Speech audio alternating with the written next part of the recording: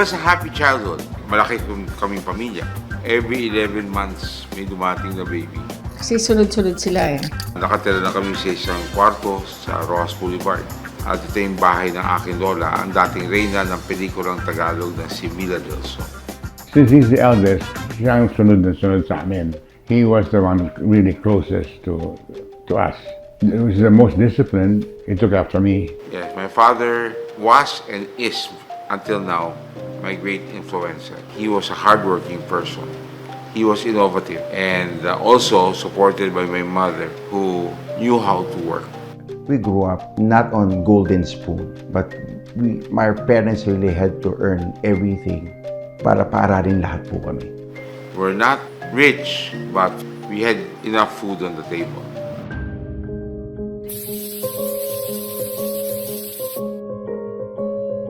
Basically, kami yung kasunod na lalaki. We love playing basketball. We bike around. When we were growing up, he was full of sports, full of life in dancing. He loves dancing. Nung ako'y nasa grade 4, nagbibenta po ako ng mga comics sa candy sa ng gate namin sa mga bata. Tapos nung naging grade 5 ako, ginawa po akong janitor sa Bureau of Immigration ng aking ama. Nung bata siya, we were all starting a business. We put up a janitorial service. I have always implanted in their heads that you cannot be right away the big boss unless you learn the trade. Okay? You had to learn to be a janitor first.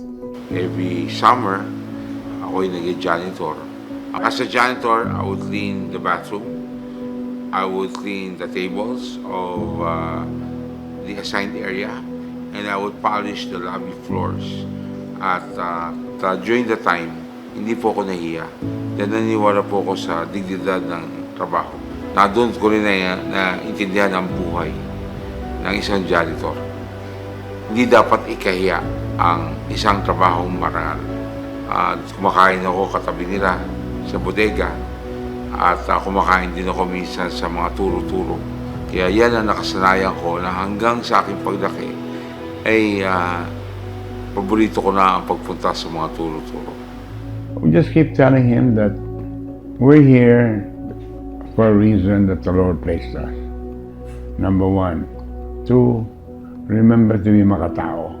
And 3, always learn to serve and serve and serve the other guy. I think totality is makatao ka. That's what we taught him up to now.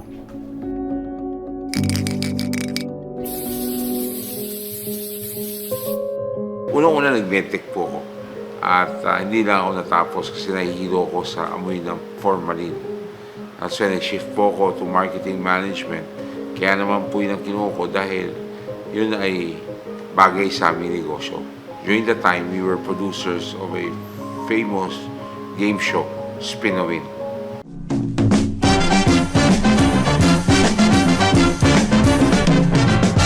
Which was produced by my aunt, Jean Yang. And she was also the host during the time.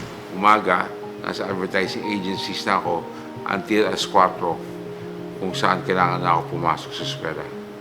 And pag Sunday, nasa Spin a Win ako sa Channel 9 Broadcast City at tumutulong sa paghanda ng show.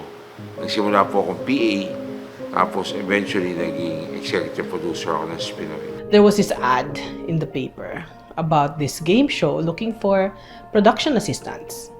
So I applied, and lo and behold, it was Spin a Win.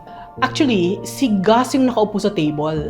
Tinitingnan niya yung mga resumes. Then they talked to us. And then Lulay, Mila Del Sol, who was picking the PAs, came in and said, "Oh, join the prayer meeting." Ako naman, nakijoin ako ng prayer meeting. I was with a friend of mine. After we left, Lulay said, "Sino yung dalawang girls na yun?" "Bakit, Lulay? Aplikante." Tapos sabi ni Gas, "Marami na, kompleto." Tapos sabi niya, "Tanggalin niyo yung dalawa, pasok niyo yung dalawang yan." That's when I started for Spin a Win as a production assistant. And during that time, I was her boss. She was a production assistant. Then nung nagsara ang Spin a Win, she moved to ABS-CBN. At nung nagsimula, nasabi ko, sige, ligawan ko na lang siya. Dahil alam ko gusto naman niya taging katawan ko. Si Konggas hindi nanliligaw yan. Hindi marunong manligaw. Araw-araw niya ako sinusundo, ha? She was a top executive producer. Shows like Going Bananas, Dick and Carmi, Sharon Cuneta, Tawag at Tanghalan, Pep Talk. Those were her shows. Lagi ako bumibisita sa ABS. At doon nag-develop yung aming love story, a romance. Yun. And that's how we got closer. Doon nag-umpisa. We were very best friends. Best friends. Until, all of a sudden, nag-I love you na. Oh, so doon na nag-umpisa. Nag-I love you na rin ako. Tapos, kami na yon. Sinabi ko sa kanya, mamili ka. Career mo o katawan ko. Yun naman sinabi ko sa kanya. It's really very sweet. No chocolates, no flowers, just time and sweetness. I'm not the mushy type. Lagi ko siyang inalagaan, lagi ako concerned sa kanya. Sa totohanan lang, patay na patay rin siya sa akin. Kaya no choice din siya. Kailangan din niya akong mahalin. Ganyan siya. Simple. Simpleng-simple.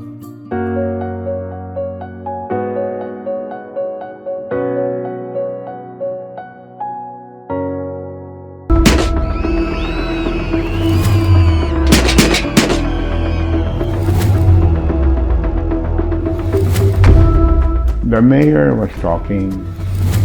Gas was sitting to the right side back of the mayor. Nung lumipad po yung quickies, kasi meeting the advances, Big Bang. pinagbabaril kami kay Kaplaza. He hit 2 people before he hit the mayor. Tinamaan po si Mayor Wally Ferrer sa tiyan. Ako po, tinamaan po ako 3 beses. 2 beses sa braso, may tama rin po ako sa ulo. Takbo agad ako stage. Kasi nakita ko bumaka sa kapatid ko.